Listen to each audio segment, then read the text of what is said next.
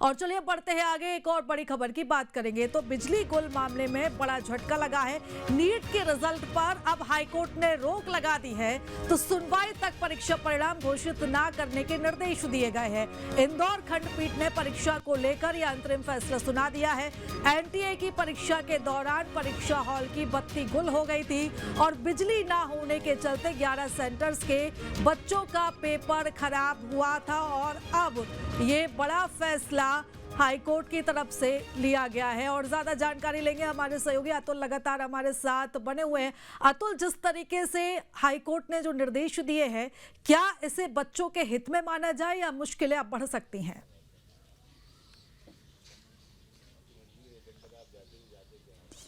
देखिए प्रीता, इस बात को समझना पड़ेगा। तारीख थी 4 मई और नीट का पेपर आयोजित हो रहा था। उस दौरान इंदौर में जो मौसम था काफ़ी जो है बिगड़ चुका था।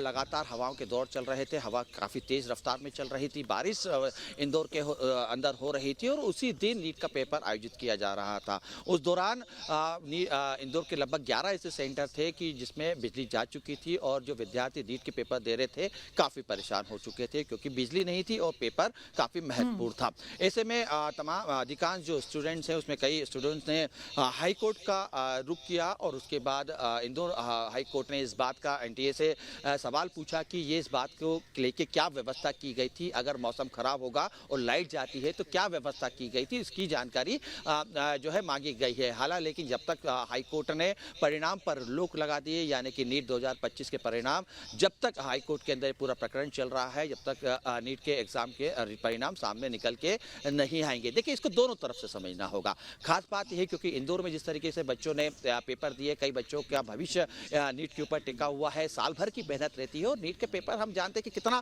टफ पेपर रहता है, कठिन पेपर रहता है। दिन रात पेपर की परीक्षा की तैयारी की जाती है और जिस दिन बच्चा पेपर देने पहुंचा, छात्र जिस दिन पेपर देने पहुंचा, उस दिन केवल वहां पर लाइट नहीं थी, वहां पर मौसम बिगड़ा हुआ था, जिसकी वजह से उनका जो है पेपर पूरी तरीके से बिगड़ा। उसके बाद ये तमाम चीजें हुए। लेकिन दूसरी तरफ अगर हम देखें तो कई ऐसे बच्चे जिनका ये भी कहना है कि हमारा पेपर काफ़ी अच्छा गया था, हमें उम्मीद थी कि जल्द से जल्द रिजल्ट आए ताकि हम अपना भविष्य की रणनीति तय कर सके, लेकिन परिणाम रुक गया। तो दोनों तरीके से मिलीजुली प्रतिक्रिया सामने निकल के आ रही है प्रीता। लेकिन खास बात यह है कि वो बच्चे, लगभग 11 सेंटर के वो बच्चे थे जिन्होंने बिजली नहीं थी और पेपर दे रहे थे, उनके लिए कहीं ना कहीं बड़ा फैसला हाईकोर्ट की तरफ से है। हाईकोर्ट ने नीट के परिणाम पर रोक लगा दी है और अगली सुनवाई जल्दी होते हुए दिखाई देगी। जी बिल्कुल, और लगातार अतुल आप नजर बनाए रखिएगा, अपडेट्स हम आपसे लेते रहेंगे। फिलहाल बहुत धन्यवाद तमाम जानकारी हमारे साथ साझा करने के लिए।